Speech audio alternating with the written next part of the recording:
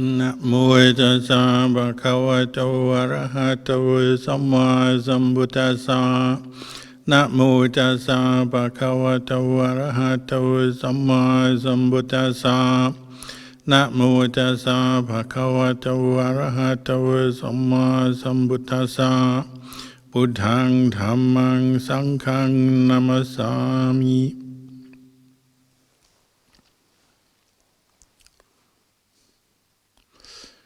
Blessings, good evening from a very hot Melbourne. If you're not in Melbourne, maybe where you are is hot too.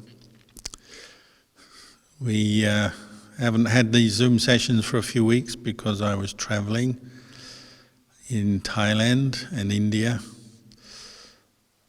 People have been asking me where did I go, what did I do?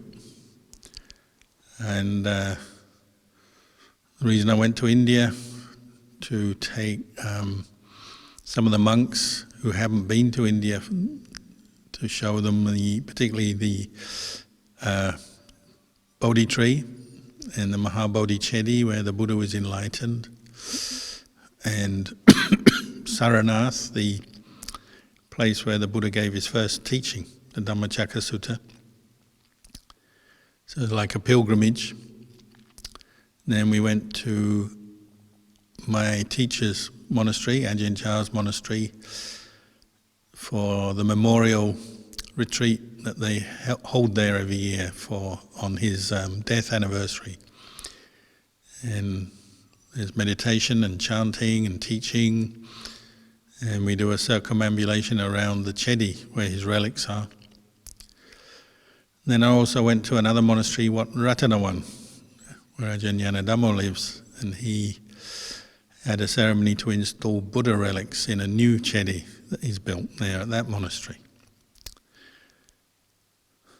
So people then ask, why do Buddhists go to India or go to Thailand, go to stupas and Chedis and worship and chant and meditate at these places where there are relics of the Buddha or an awakened teacher like Ajahn Chah? Well, I'm fresh back, so I guess I could say one of the reasons we do that is because it tends to give rise to faith. Sometimes for people who have little faith or no faith, it gives rise to faith. Sometimes for people who've already had faith but their faith is waning or in a low period, it helps to boost their faith, bring it up again. Faith in the Buddha, Dhamma, Sangha. And that's the starting point for many good things. Process of, you might say, cause and effect, cause and result. So going to a place where there are the ashes, the relics of an awakened teacher, or even going to the Bodhi tree in India where the Buddha was awakened, gives rise to very positive states of mind, emotions in the practitioners who go there to these places. And it won't necessarily make you enlightened. It'd be nice if it was as simple as that. But it can be a factor, a supporting factor in your practice to awaken your own mind.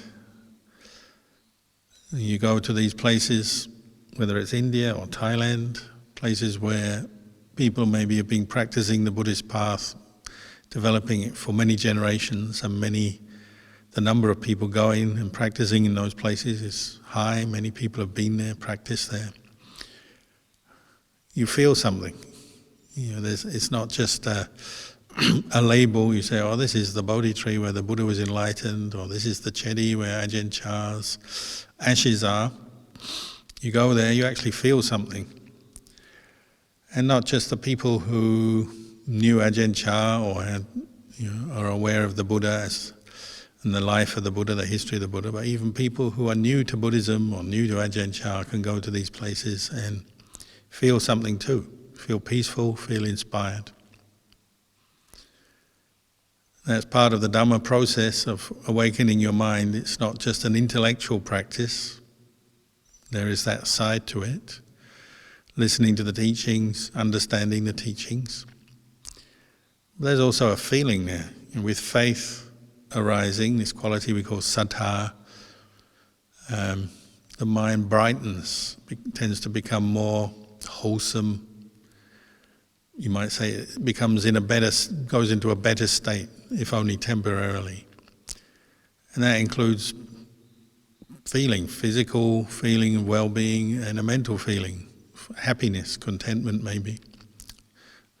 What we call sukha vedana, which is one of the khandhas. Vedana is one of the 5 khandhas, feeling khandha, the feeling aggregate, pleasure, pain and neutral feeling. So when faith arises, pleasurable feeling comes with it. This is pleasurable feeling arising internally and not necessarily based on much on the outside. It's not like eating food that makes you feel good, or seeing something or smelling something that smells nice makes you feel good. This is a feeling, a happiness that comes through maybe remembering or recollecting, we say. Recollecting the Buddha, the Dhamma or the Sangha, say such an enlightened Sangha member such as Ajahn Chah, can make you happy in that moment. It brings a happiness to the mind, which is probably why people go to these places. Nobody makes them go. It's not something you could force or would want to force somebody who didn't want to go. It happens quite naturally that people who have faith in the Buddha, interest in the practice, might go to India, or they've had faith in Ajahn Chah, they've heard his teachings or met some of his own students, such as myself, one example. And then they go to the place where Ajahn Chah himself lived and practiced, and we believe became fully enlightened. They go there and faith arises, and with that some happiness. Of course it's a temporary experience, and people don't stay there all year round. They go there once in a while. And maybe the Bodhi tree in India, maybe some people just go there once in their life. Obviously many people never go there, but the idea is it's not something you have to go and just stay there and never leave again. Although there might be somebody who wants to do that. It's more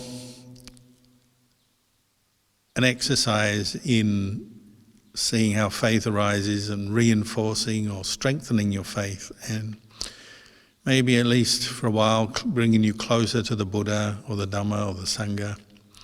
And other things can arise from that as well. Maybe just that arising of faith with a pleasant feeling. For many people, they find it supports some good experiences in meditation. The mind quietens down, gets some samadhi perhaps. It gives them more energy in their practice.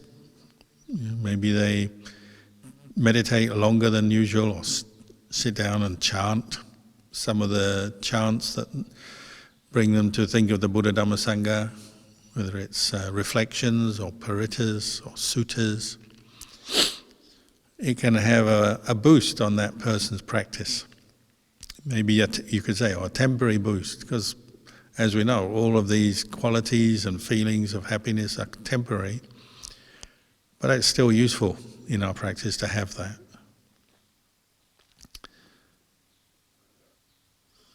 And there's many other good reasons to go once in a while to a place, say like for me to go to Ajahn Chah's monastery. I meet many fellow Dhamma practitioners, Dhamma friends, and the same can be for lay people. Maybe a lay person goes there, they meet teachers or fellow Dhamma practitioners, other lay people who practice, so that they know they can swap experiences or just practice together.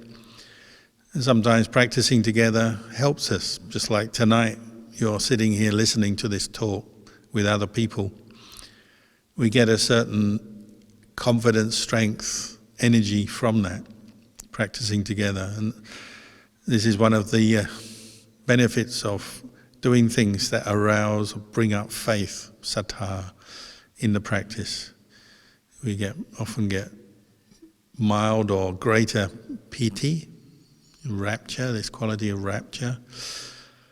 and passaddhi, sort of tranquility, and a sort of brightness of the mind. The mind brightens up, and that helps to at least temporarily push away some of the gloominess, negativity of life.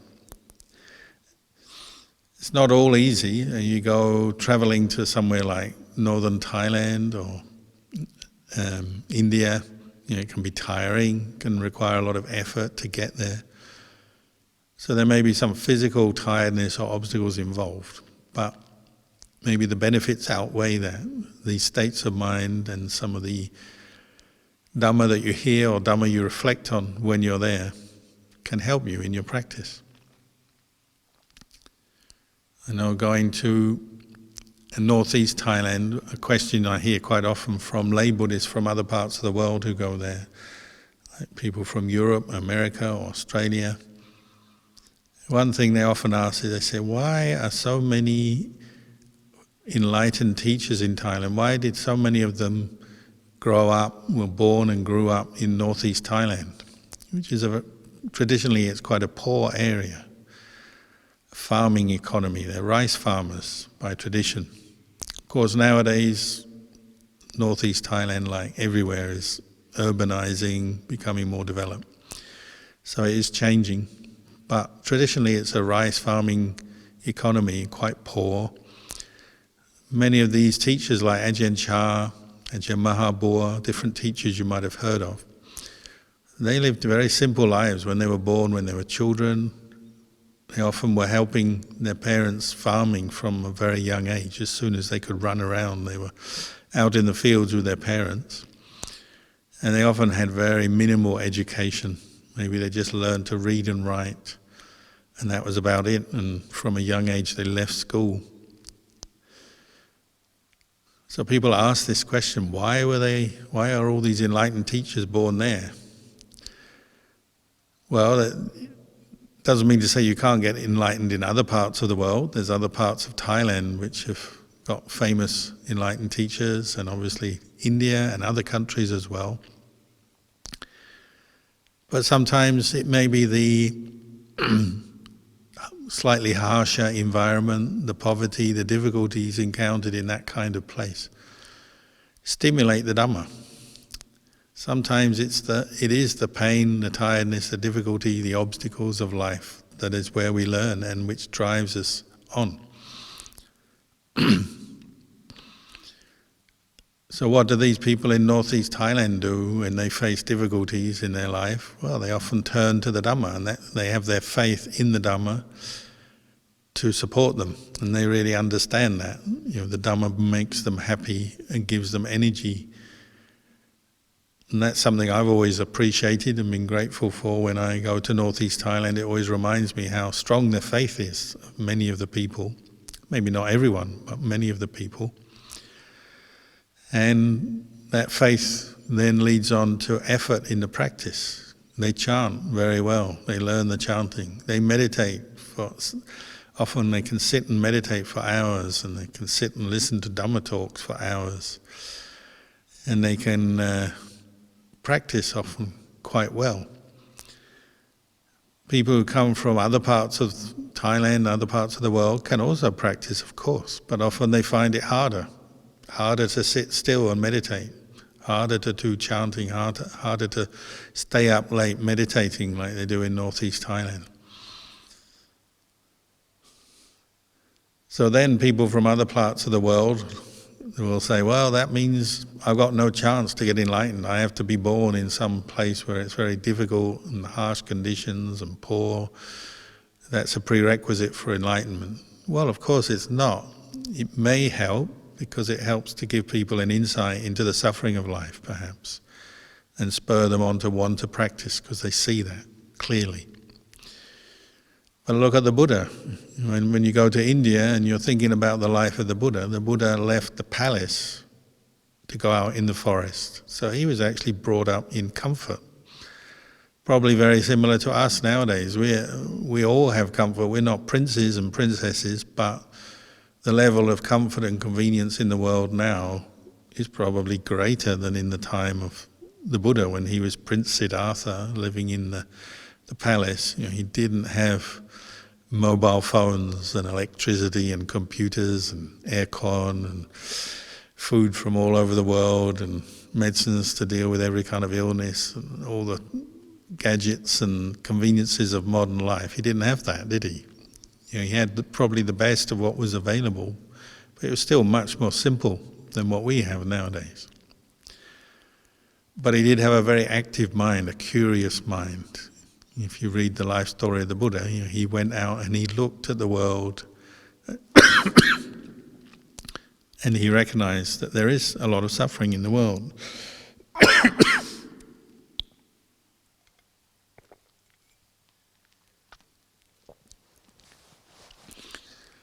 But he didn't stop there. He didn't just say, oh, there's suffering. He looked for a way out. That led on to him learning to meditate. And the same with someone like Ajahn Chah. He was very much aware of the difficulties of life. Excuse me. A souvenir from India.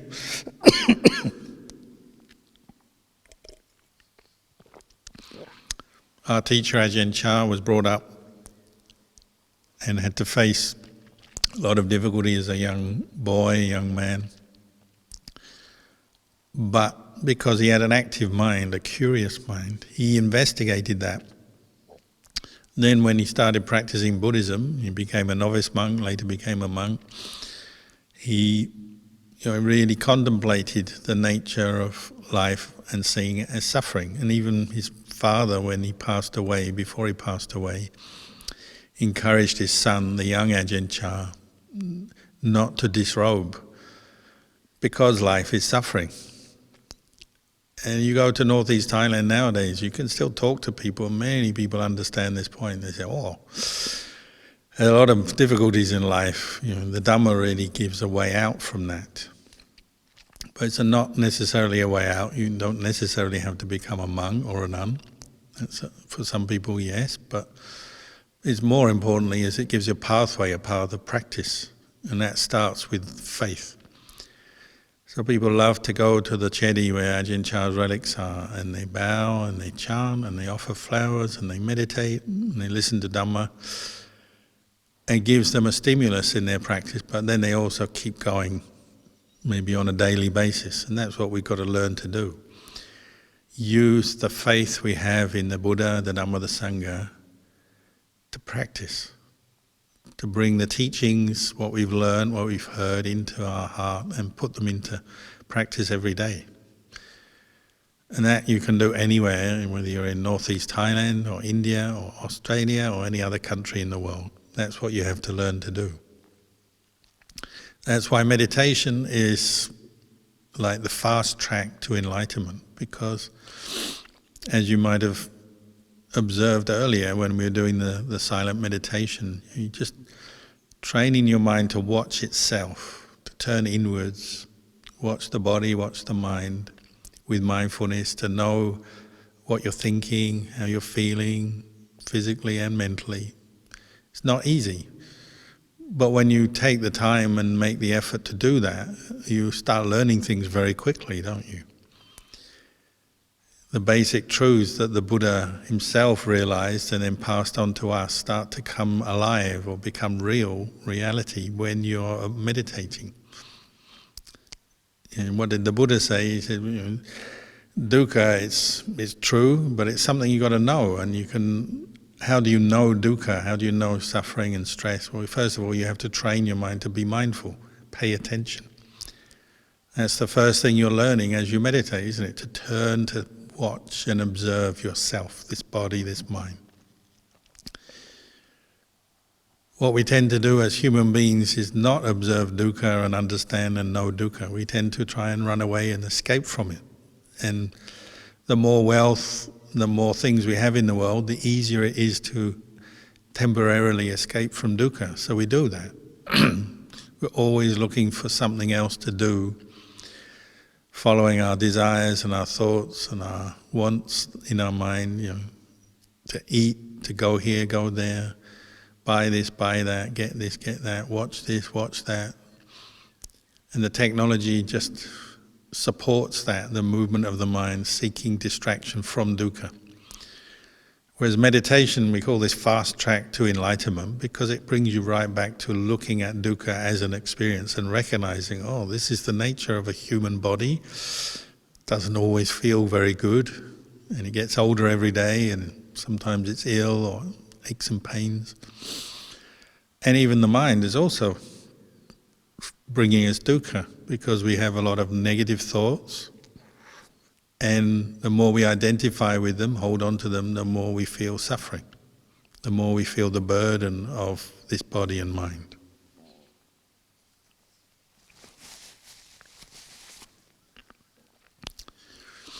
There's a well-known passage the Buddha would quote. He say, "Bara hawe panchakanda."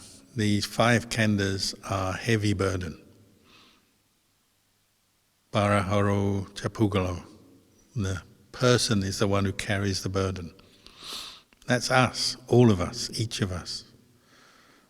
Everyone in the world, born into the world, has to carry this burden of having a body which gets old, sick, and eventually will die.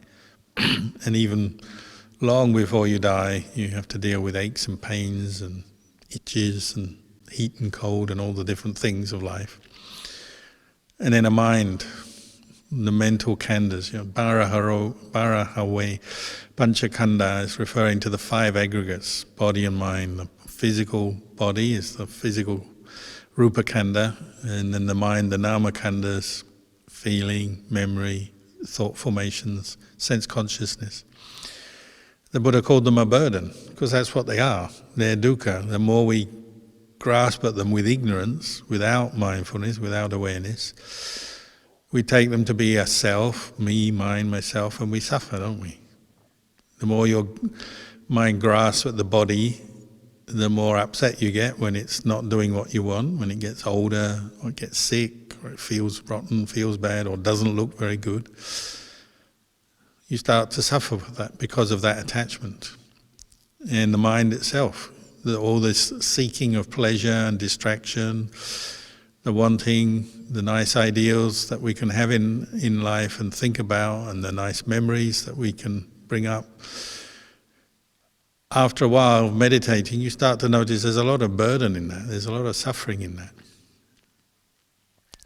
And our own mind kind of tricks us all the time because it keeps saying, oh, you'll get happiness if you keep following, attaching to these thoughts and these memories and perceptions about things. It's not like it's a conversation, it's just automatic, but that's what's going on. Your mind is constantly, all the time, is tricking you.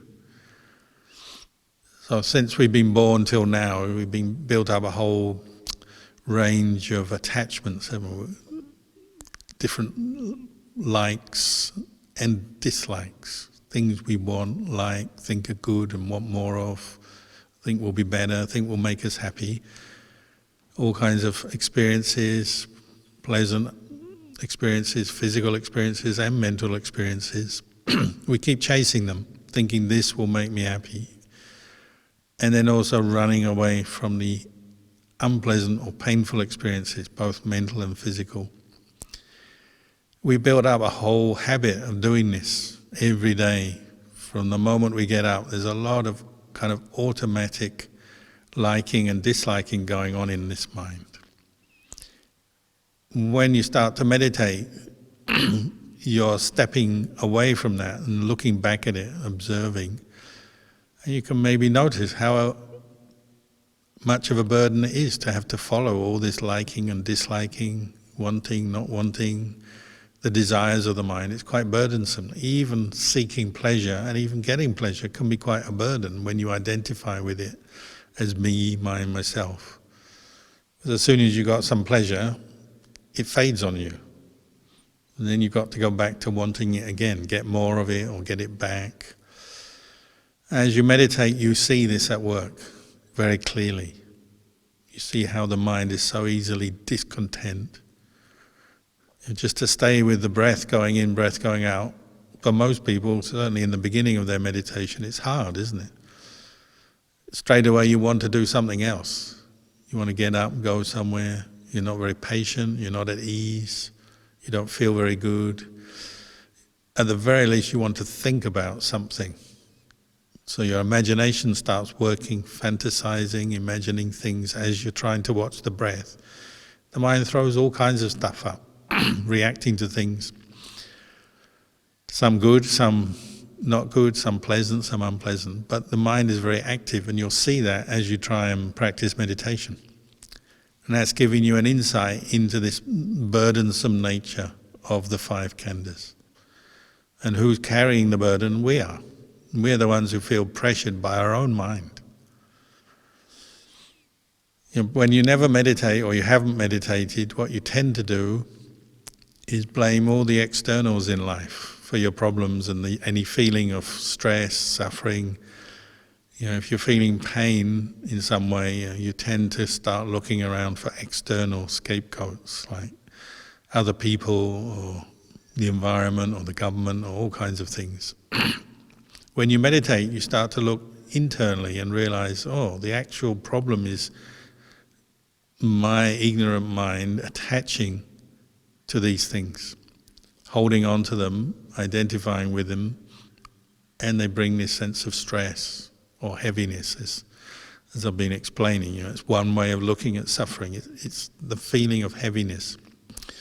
When you have faith in the Buddha, or the Dhamma or the Sangha, or like when you go to the Bodhi tree and meditate there, or you go to Ajahn Chah's Chedi, often because the faith is quite strong, it's like lifting this burden off temporarily. And the mind often becomes very bright, light and happy, because there's a temporary putting down of the burden. What we have to learn is, you're not always going to be able to go to the Bodhi tree or to Ajahn Chah's Chedi, but you can meditate every day. You can listen to the Dhamma every day. You can recollect the Buddha every day, wherever you are. And you may start to put aside that burden even where you are right now, whichever country, whichever place you're in, by practicing the Dhamma. When you're more mindful with the breathing, what happens? You start to put down some of the burden, don't you? The mind that's agitated, disturbed, you start to let it go, put it down. Maybe you've been holding on to a whole train of negative thoughts or worries or anxiety or something, and you start to put it down when you turn to the breath. You also see the process of how you keep grasping and creating suffering by holding on, and keep this sense of holding on keeps reoccurring when you're not mindful. You start to see that happening. When you meditate, how often have you seen maybe there's something that's been bugging you, hurting you, some memory of something somebody said or something happened or some unpleasant experience in your life, and you keep thinking of it. And you try to meditate, maybe for a few moments your mind is with the breath. You get the clarity, the peace, putting down the burden. And then a few moments later your mind picks it up again and starts thinking about that same old problem. And it's like you feel defeated, you feel, why can't I let go? Why do I keep doing this? You can almost see what you're doing, so you've already got some insight, understanding. But you keep making the same old mistake. Why is that? Well, maybe the habit is quite deeply ingrained. You've done it before, so you're going to keep doing it unless you start changing what's going on. You start interrupting the habit by establishing more mindfulness and having a look at what's going on, understanding better what's going on. And this is some of the mechanism of meditation, developing both the ability to pause your mind, pay attention, using the breath perhaps, and then to investigate. You have to want to learn and observe what's going on. And you may realize, this suffering comes because I keep picking up the burden. I keep holding on to a certain way of thinking, certain desire, certain way of reacting to things. And as long as I keep doing that, I'm going to suffer. So then you, having understood that, you start to put the burden down more and more often. And maybe one day you reach a point where you don't pick it up again. Once you really understand something or know something, you don't pick it up. So maybe it's a certain way of thinking.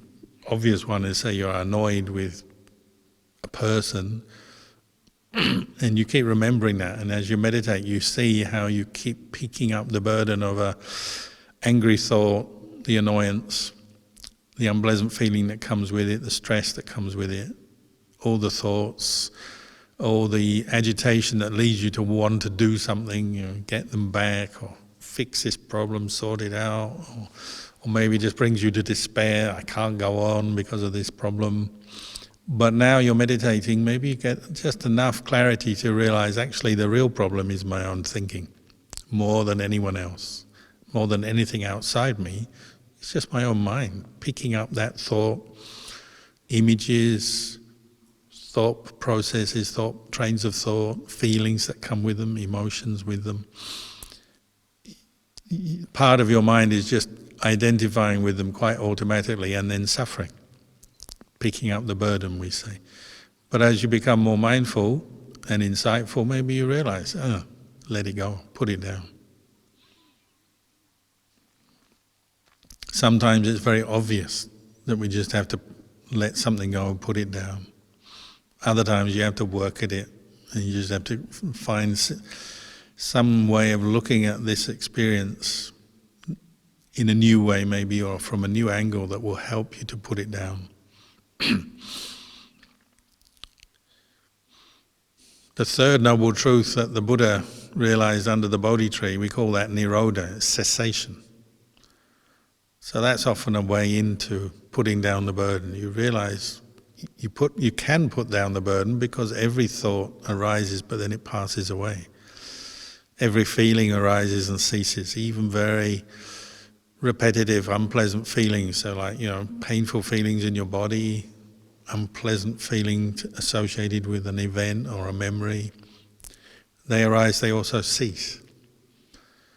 So one way people often notice how to put things down, or work out how to put things down in their meditation as they're coming back to the breath over and over again, they realize they can let things go by letting them just cease in the mind, but ceasing with mindfulness, with full awareness. Things are arising and ceasing all the time from moment to moment anyway. It's just most of the time we're not seeing that or observing that. We don't recognize what's going on. We're just lost, and so it seems like an endless train of thought, and then you get this feeling of heaviness, the burden of body and mind. But if you can really establish a mindfulness and become a real witness to the cessation of different thoughts, emotions, and even in the end, pleasurable experiences, notice how they arise, pass away. The mind gains a new kind of happiness, the happiness of clarity, insight, that sees the impermanent nature of these khandhas. What's impermanent, you can let go of, put it down. Feelings, pleasant, neutral, unpleasant, pleasant or pleasure and pain. Memories and perceptions about things, things you like, things you don't like, things you see in one way. After a while, maybe you realize, maybe there's another way of looking at this. But seeing perception as impermanent, it changes. The way we look at ourselves, look at the world, it changes. Getting to the point where you see the cessation of things arise, pass away, and just noticing that more and more helps your mind to let go. For example, say you're meditating, you have some particular pain in your body, pain in your back, in your leg, in some area of your physical body. But with mindfulness, you keep observing it in the way of looking at cessation, how that pain comes but then it goes. It arises, it ceases. Just keep doing that, and maybe you get a new understanding about that painful feeling. You know it will pass. Every time the mind is pulled to it, you see how it arises, but then it also ceases from your consciousness, disappears. You may say, it will come back later, but it hasn't yet. If you're mindful, your mindfulness is there, present in the moment, you say, it hasn't come back yet. I'll just watch it fade away, cease at this moment. You get an insight into cessation. Or some problem you have a big problem in your life you've been thinking about a lot, about work, family, relationships. But as you meditate, the mindfulness comes up with the breathing and your mind calms down a bit. Maybe you have enough insight to see, oh, this big problem I have, it really is just a collection of thoughts and feelings that arise and cease, and then you focus more on the cessation. This too will pass, this too will disappear from my experience if I keep watching.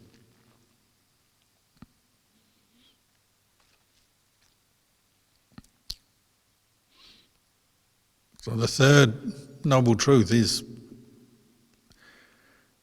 you might say, the aim of our practice, the cessation of suffering. We have to bring up the mindfulness and be observant enough to see that happening, because it's actually going on all the time. It's just we miss it. It's like we let things cease, but then we pick them up again. It's like we're glutton for punishment. Keep filling our mind with more attachment to more ideas, more plans, more desires, more wanting, and then more disliking and not wanting. We keep doing it, keep filling the mind up, keep suffering for it. Now maybe it's a time just to focus on the cessation of things. Let them cease and let this sense of ownership cease as you're watching in your mindfulness, in your meditation. Maybe the whole sense of the five khandhas will drop away temporarily. You're just left with the mind that knows, not holding on to anything temporarily. Samadhi is like that. You don't have to call it anything, you're just the mind that knows, that's peaceful and temporarily has let go of the body, let go of thinking, sense contact. It's just focusing on one thing, maybe the breath. Maybe practice meditation until you really experience that and experience the cessation of putting down the burden, all those worries, the agitation, the attachment to the body, temporarily. See if you can practice to that point. It gives you a new perspective on things. Because if you previously had a burden, you've been attaching to something that worries you or angers you, or some discontent based on some desire you wanted, but then you put it down, your mind is a little bit less reluctant to pick it up again, because you know it will be more suffering again. So the peaceful mind, where mindfulness is strong, or the mind of samadhi, gives you insight into why we keep suffering, why the mind keeps picking things up, because it doesn't see the suffering. It gives you some insight into that process. Maybe some of the things you keep picking up, you'll finally put down and say, I'm not going to pick that up again. The obvious things are like fire. Once you understand the destructive nature of fire, you don't want to touch it or go near it. But some of the other kinds of suffering we have are subtle, aren't they? So you have to keep looking at where the suffering is arising, what's stimulating it. But as mindfulness improves, maybe that becomes more and more obvious to you. So you can practice cessation, let it pass, let it go, put it down.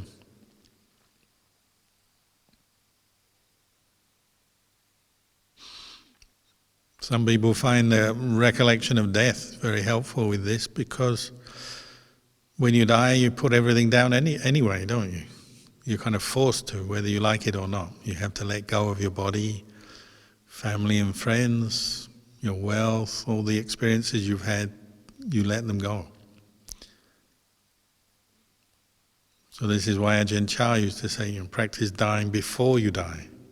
Practice having that insight into the cessation of different desires and attachments in your mind as you meditate.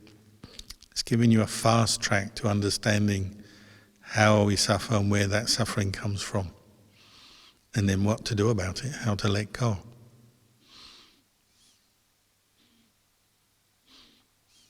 Some people even say we suffer because we like to suffer. We're just so used to it, we don't see anything different. Until you start developing stronger mindfulness, maybe it just doesn't make any sense, what I'm saying, what the Buddha said.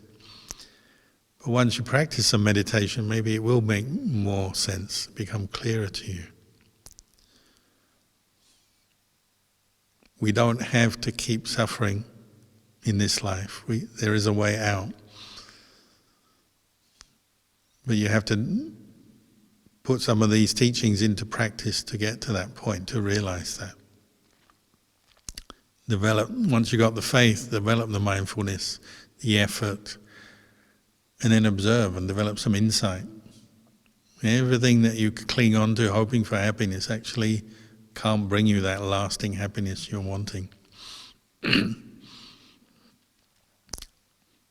Most people have a kind of subtle idea they want some kind of heavenly rebirth after they die. I mean, they just go on and on and on forever, enjoying life up in some heaven realm, which sounds good.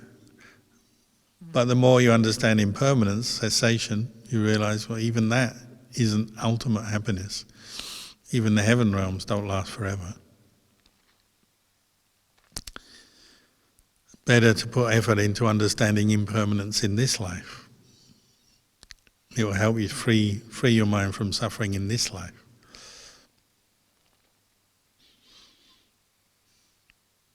So maybe I'll say this much for tonight, and afterwards, if anyone has any questions, we can do our best to answer them. Dhamayang Dhammagathaya Sadhu Karang Dadamase Sadhu Sadhu Sadhu Anumodani.